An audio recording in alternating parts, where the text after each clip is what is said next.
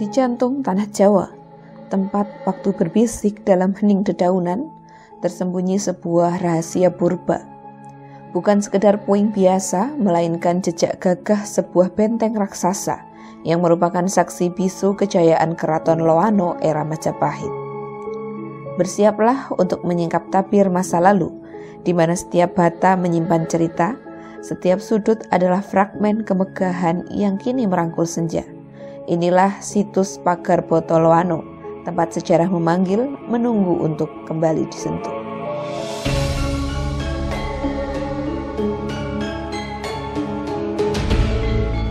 Assalamualaikum warahmatullahi wabarakatuh. Hari ini saya sedang berada di Kecamatan Loano, Kabupaten Purworejo. Dan tepat di belakang saya ini adalah sebuah situs dari Kadipaten Loano era zaman dulu di era Kerajaan Majapahit dan juga Kerajaan Mataram. Mari kita eksplor apa saja yang masih ada di dalamnya. Lokasi situs Pagar Boto ini berada di Dusun Loano Kulon, Desa Loano, Kecamatan Loano, Kabupaten Purworejo. Hamparan luas area yang dulunya merupakan komplek Kadipaten Loano ini diperkirakan mencapai 5.000 meter persegi.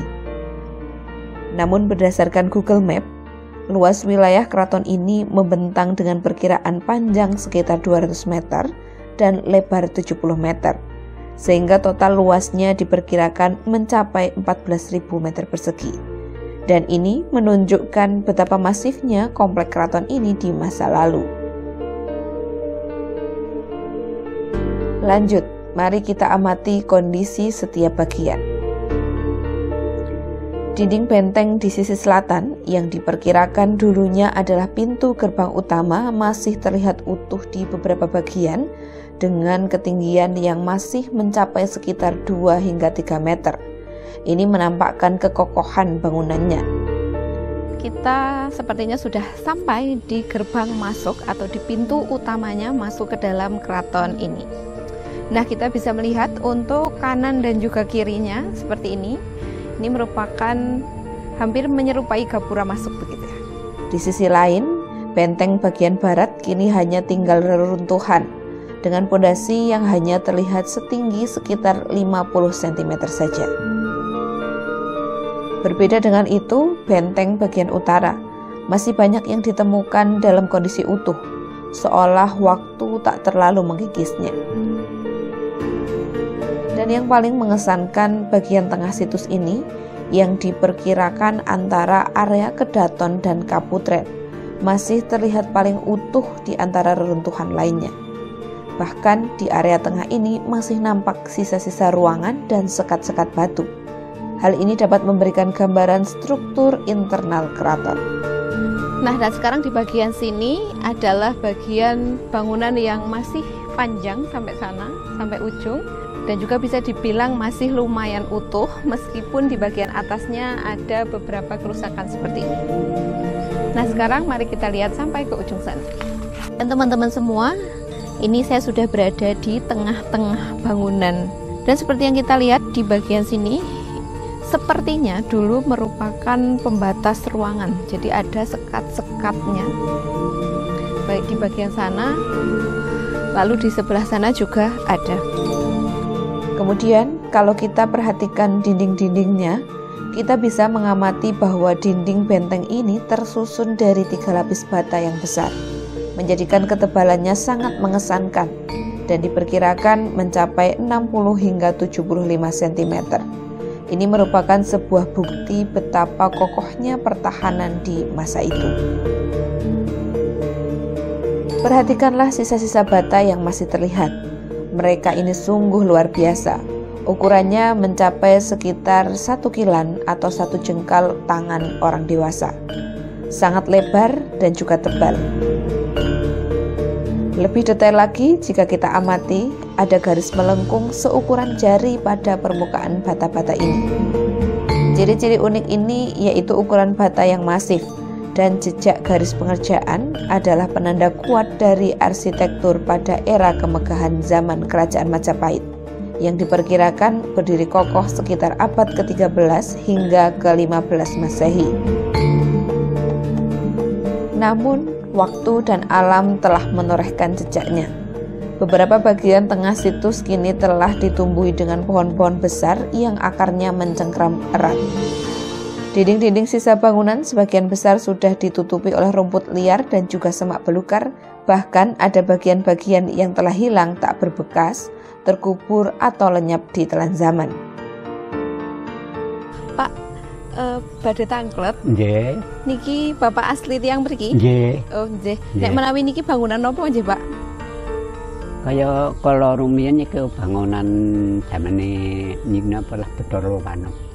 Nggih. Bathara Lowana. Lajeng niki rumiyin kepatihan. Patih. Nggih, teng mriki. Nggih, niki patih anu Cokronegoro. Wah, nggih. Ani ketelahe namanya kala Denpeng. Oh, Denpeng. Nggih. Yo sing lenggah wonten iki Bathara Lowana. Nek kala rumiyin ngriki wonten niku biyen kok asisten wonten niku. Oh, teng mriki riyen wonten niku. Asistene nggih. Kala rumiyin ning nak kula menangi niku namung sekecap lajeng niku ketunjang G30S niku lajeng anu bubar anu asisten wonten mriki. Kala mriyen wong dinggoni anu napa lah perhutani niku damel godang kayu. Matur suwun sangat nggih Pak nggih nderekaken. Nggih. Sejarah awal Keraton Loano yang kini dikenal sebagai situs Pagerboto berakar pada tuturan lisan dan silsilah turun-temurun. Konon, pusat pemerintahan ini dibangun oleh Adipati Anden yang dipercaya sebagai Adipati pertama Kadipaten Loano. Kisahnya, beliau adalah sosok yang memiliki kaitan dengan kerajaan Pajajaran dan menikah dengan bangsawan Majapahit, mendirikan pusat pemerintahan ini pada masa jayanya kerajaan Majapahit.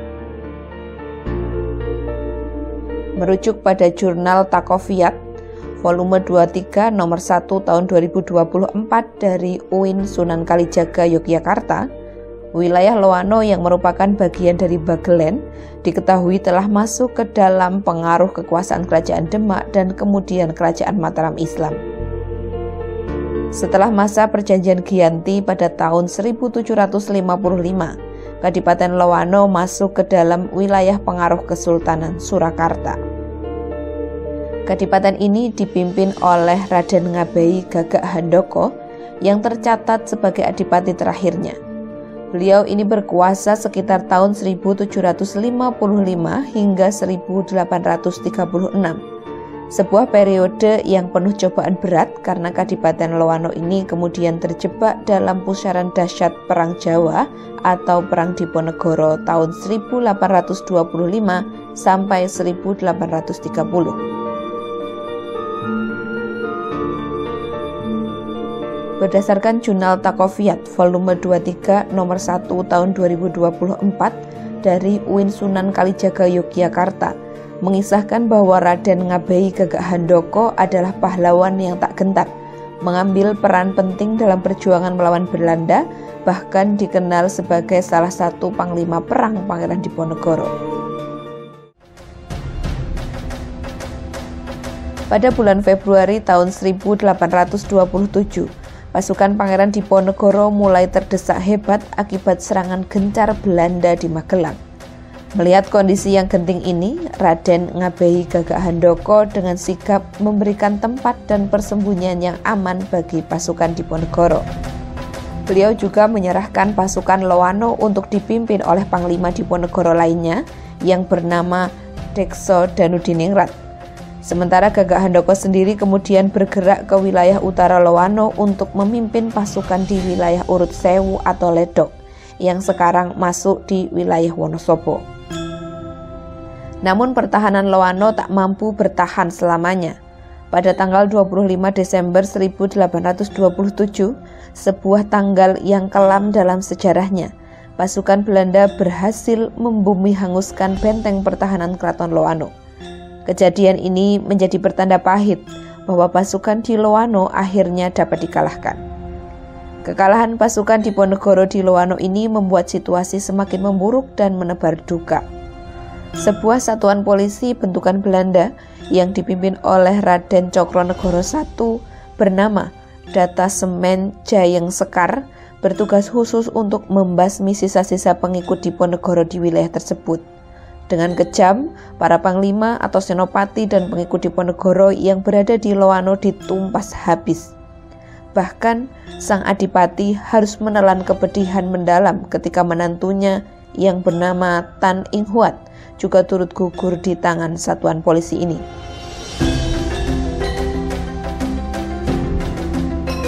Dan inilah yang tersisa dari kemegahan masa lalu.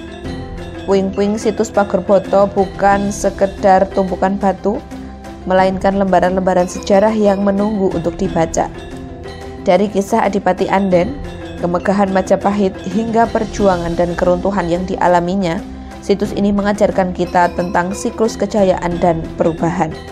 Mari kita jaga dan lestarikan warisan ini agar kisahnya tak lekang oleh waktu.